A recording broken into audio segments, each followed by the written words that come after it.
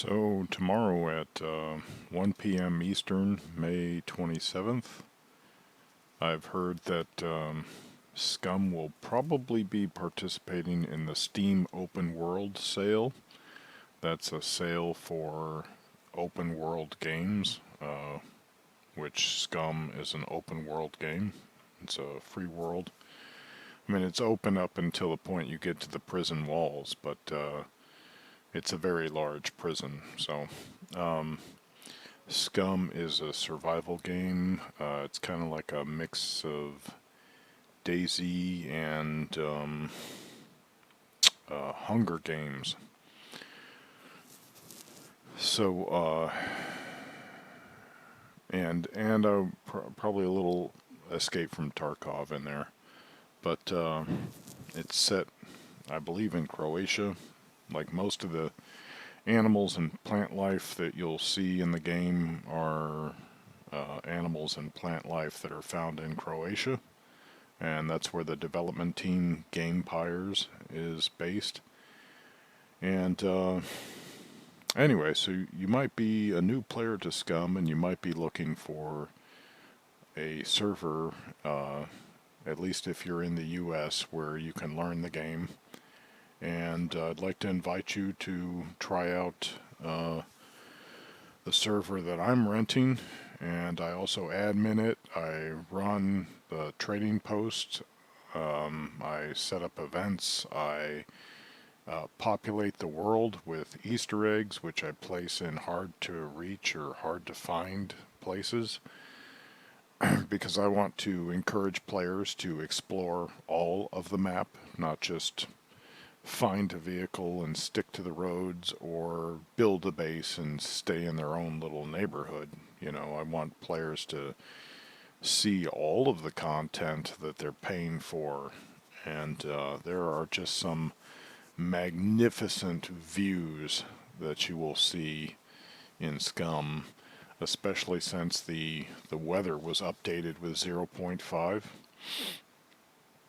The most recent update adds some other items, especially improved holsters that I've been looking forward to. Also, the VSS Ventores. It's a medium range sniper rifle, suppressed. It has an integral suppressor, so you don't need to find a suppressor to put on it. It comes with one. But it's also longer than the s.t.a.l.k.e.r that is very similar in function, but has a folding stock. So you can fold up the s.t.a.l.k.e.r when you put it in your backpack, but you can't do that with the VSS Ventores. The shoulder stock is fixed. However, I believe it's more accurate than the s.t.a.l.k.e.r. So anyway, some of that talk may be, over your head at this point. If you play Escape from Tarkov, probably not. If you've played Fallout, or not Fallout, but any of the Stalker series of games, you probably knew what I was talking about. Anyway, if you want to check out the server, I don't know if you can see my cursor right now, but here's the address. You put that, click on multiplayer, and then you put that in the text box at the bottom, and then just connect. And then you will get a chance to build a new character. If you want to be able to craft a larger selection of things, you need a higher engineering score under intelligence. Just know that right off the bat. If you want to be able to get past more locks, like better quality locks, to get better loot, then you'll need to increase your thievery skill, I believe. I don't believe there's a lock-picking skill per se. So, and then you can tinker with the other, skills as you see fit. Know one thing, at least in past versions, I'm not sure if it's still working. I think the size of your male sex organ. I'm not sure if this works for female chest apparatus, if that's the right word. I'm being tongue in cheek. I think the larger the size, the lower your intelligence. So if you want more intelligence to spend on more skills, then you have to have a smaller male sex organ. And I'm not sure if it works the same way for females with their chest or not. But the female player model is being reworked so that it will be made even more feminine than it is now. I think you can still make a reasonably feminine character in the game, just by tweaking the body features. So if that's what you're into, you should be able to make a pretty good female character, at least until the new female skeleton is added in a future update. Let's see what else. I run a trading post, so you can bring your unwanted items and trade them in for items that you really want. It's pretty simple. I try to give you a fair trade. I'm not seeking to make a profit. I just want to make sure it's a fair trade. So I try to stick by real world market values, just so that I have a pretty steady baseline to judge items. I've considered whether I should decrease the value of items, like trade-in value of items, if I already have several of an item in stock.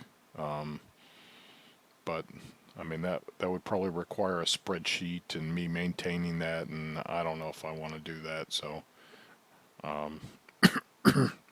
what else? We have 3 PvE zones, and they're in middle ground areas between faction territories.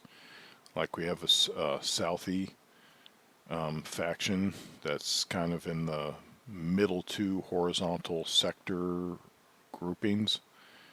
We have islanders that are obviously out in the islands surrounding the mainland, and then we have northies in the 2 northernmost horizontal sector groupings. If you want to call them rows, you can, instead of columns, which would be vertical on the map. So that's where I've placed these PvE zones, where you're safe mostly from enemy or opposing player hostility, but you still have griefers who devise ways to kill other players even in a PvE zone, for example by running them over with a vehicle or by flipping their trucks over, pushing their truck all the way out of the zone in order to steal it, even if it takes them hours to do so.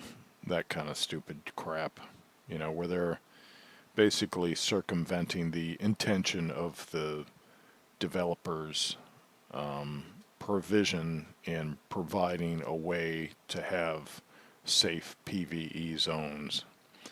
So I work to battle griefers as much as possible on the server. For example, some ding-dongs were placing mines all around the edge of the safe zones so that when players left the safety of the safe zones, they would, maybe in their vehicle, and they would explode as soon as they left the zone because they ran over a mine. So I fixed that by just disabling lethal mines. So because some players are just jerks, I had to disable mines. I kind of agree. I mean, in a tactical game, I would see a use for mines, but in a PvP game, that's a survival game where a player spends hours, even days, amassing loot. I think it's a real cheap and cowardly way to kill a player if you're just placing random mines all over the map. If you're not there to loot the player after he dies, then you're just griefing. There's no purpose to what you're doing. Maybe you'll get the fame for the kill, but it's just cheap and cowardly. So, in a game called SCUM, cheap and cowardly probably has its place, but I'm not going to allow that at the expense of player enjoyment. We want even and fair combat on this server. So if you come to the server, ask questions about the game, and the players on the server, they're accustomed to providing answers to the best of their knowledge to help you along. But you do get some players who have been there a while and they just want to kill other players. So, be careful too. You have to decide whether the risk might outweigh, or the reward might outweigh the risk, I guess. So, so again, here's the address up here.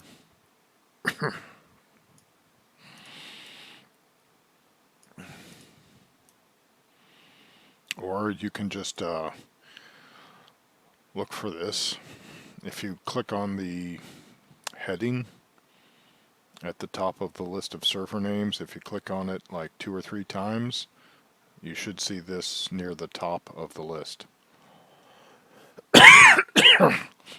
But I would prefer it if you were in the US region, because if you're connecting from somewhere else, your ping times are going to be really long, which could affect the experience for other players. So, please find a server in your own country, because it's going to be closer.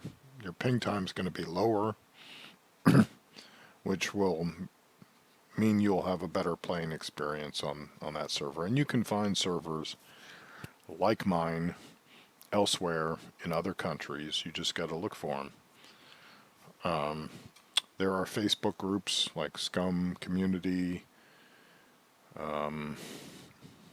that you can join and find out about other servers if you want. But I'd really appreciate it if you try out this one, because I put long hours into making the experience on this server something special, something more immersive that you may get elsewhere. Oh, also another thing about this server is that it has a very long blueprint lifespans. So if you are in the middle of constructing something, or if you've created some crates, they'll last a lot longer than they will on other servers. Also, the vehicle lifespan, inactive vehicle lifespan, is set to a month. So you can always park your vehicle, take a break, come back to the game later.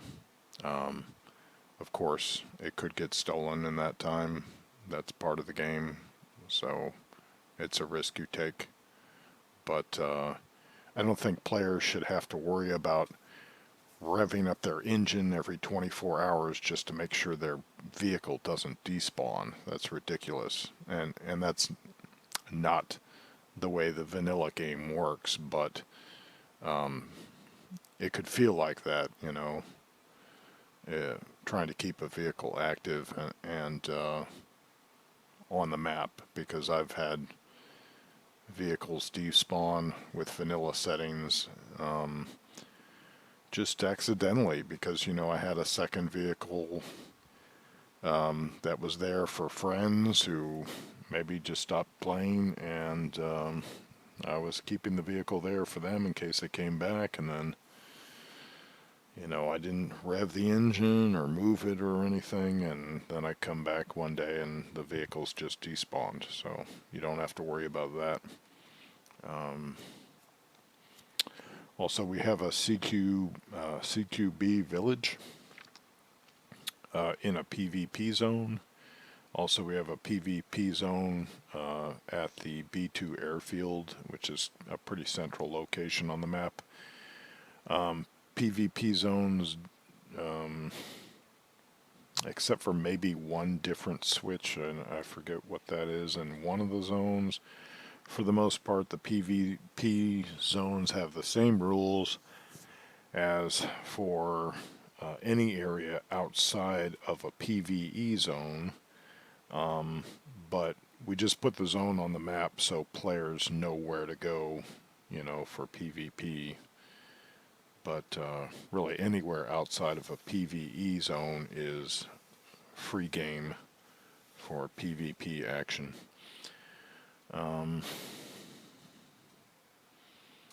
Of course, you could make some enemies if you do that, and that's part of the game too.